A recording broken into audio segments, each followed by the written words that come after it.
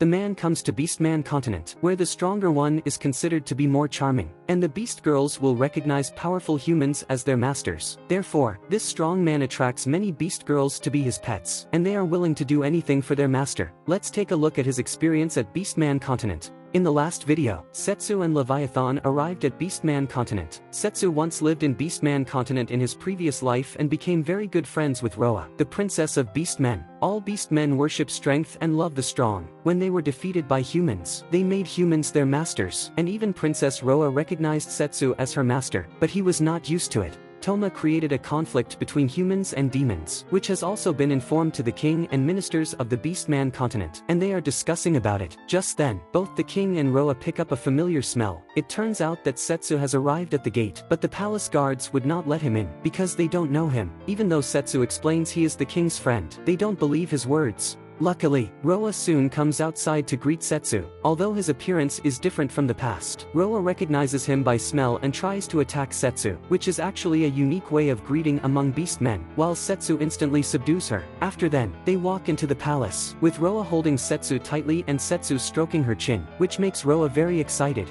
Seeing this, Shiraniko and Miniko feel very jealous since they also want to be Setsu's pets. Then they visit the king, who also recognizes Setsu and attacks him. As Setsu subdues him, both of them let out a cheerful laugh, enjoying the funny way of greeting. Later, Setsu tells the king about Toma's plan to destroy the world. Hearing this, the king decides to help Setsu, but he can only dispatch a representative since Toma may attack the Beastman continent. And as the king, he must stay in the continent. Roa then offers to follow Setsu. However, a Beastman general rejects to let Roa leave. Being ambitious and intending to marry the princess, the general takes Setsu as a rival in love and hates him very much. To keep Roa by his side, the general proposes a duel with Setsu. Since beastmen take duels very seriously, Setsu has to accept the challenge. Roa is very happy since she doesn't like the general, and if Setsu wins, she can travel with him, while Setsu's party has mixed feelings, knowing that Setsu's harem is about to welcome a new member, Roa. At night, considering the general would be defeated, Roa decides to persuade him to give up the duel. However, the general claims that he has gained a tattoo that converts willpower into strength recently, so he insists on fighting a duel with Setsu.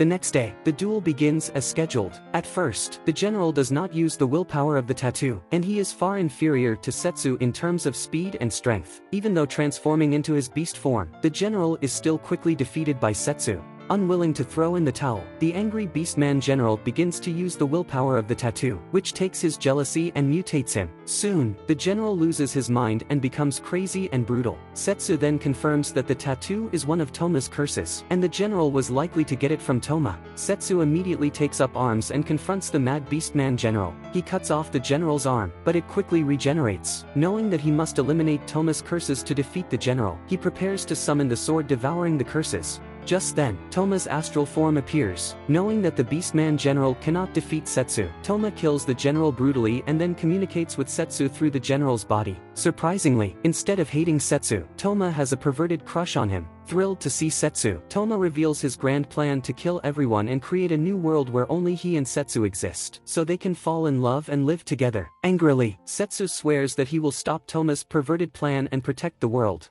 Soon after, Toma's astral form vanishes, leaving the general's body behind. Witnessing Toma's perversion and madness, the beastmen promise to support Setsu in his day. Roa will also join Setsu's team and they will immediately set off to stop Toma's plot. So what happened between Setsu and Toma? It turns out that Toma is also an earthling. 10 years ago, Setsu and Toma were summoned to another world together. The king of the human kingdom wanted them to help humanity win the war against other races. Setsu was brave and strong, while Toma was introverted and weak. As a result, Setsu quickly adapted to life in another world. He began to train hard for the upcoming war. But Toma was very uncomfortable with this world. He neither wanted to fight nor go to war. Setsu tried to cheer him up, and together they train in the hope of stopping the war. In the process, they became good friends. With Setsu's encouragement, Toma gradually became more active. After a period of training, Setsu's strength had greatly improved. He wanted to leave the kingdom, tour the world and try to stop the war. Toma was not strong enough to fight the enemy at that time, so instead of leaving with Setsu, he stayed in the kingdom to continue training. On Setsu's departure, Toma promised Setsu that he would try his best to become stronger, and one day he would be able to help Setsu stop the war. After that, Setsu set off with a few teammates.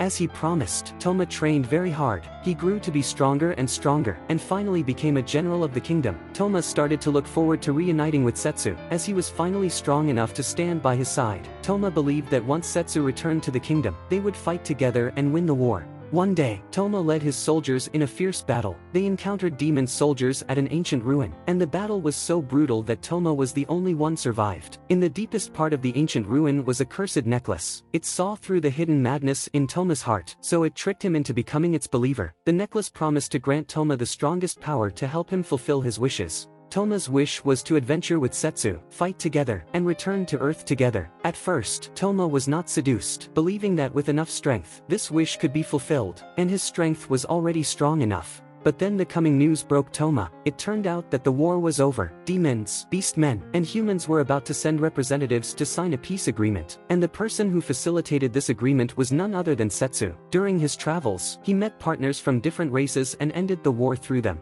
In Toma's eyes, Setsu had betrayed him by doing so. They agreed to fight together, while Setsu ended the war alone. Setsu gained a lot of partners, while Toma was not one of them. Toma felt disappointed, jealous and angry. On the night of the peace negotiation, everyone was celebrating the arrival of peace, but Toma wasn't happy at all. He came to Setsu, trying one last time for his dream, for which he was willing to accept the condition proposed by the evil necklace. Toma told Setsu that he knew there was a way to get them back to Earth. However, Setsu did not accept Toma's invitation. He had just ended the war, and hoped to continue exploring this world and enjoy life here. At this moment, Toma was completely seduced by the evil necklace. He believed that it were Setsu's partners who made Setsu reluctant to return to Earth with him, so he decided to kill everyone so that he could return to Earth with Setsu. Setsu immediately stopped the crazy Toma, and a fierce battle broke out. Toma's wish was to return to Earth with Setsu, and the evil necklace granted it. As a result, Toma was severely injured by Setsu, who was then sent back to Earth by the evil necklace.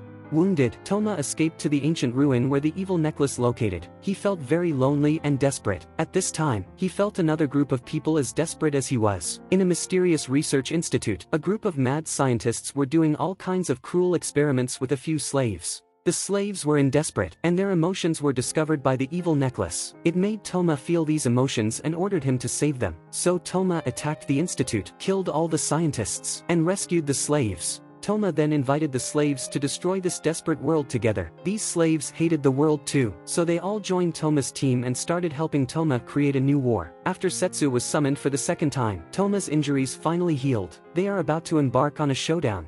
Because of Toma's provocation, the rulers of the human kingdom finally decided to start a war with the demons. Setsu's former teammates have to join the war, but knowing that it is Toma's plot, they agree not to kill the demon soldiers as far as possible. Setsu's classmates also join the army. On the battlefield, they show great combat effectiveness, but their weakness is their lack of experience in war, so they often panic excessively when facing the enemy. This leads them to want to kill the captured demon soldiers. Fortunately, Yuhi convinces them to remain kind and upright, keeping the demon soldiers alive. Due to the large gap in strength, the human army quickly achieves victory. At this moment, Setsu's companion Alize shows up on the battlefield. We see her summon a lot of doll soldiers, ordering them to kill both humans and demons. It turns out that she has been hypnotized by Melure, and is now a killing maniac. Setsu's teammates are good friends with Alize, but she no longer recognizes them. In this case, they have to fight Alize, and they also want to find a chance to beat Melure and get Alize back to normal.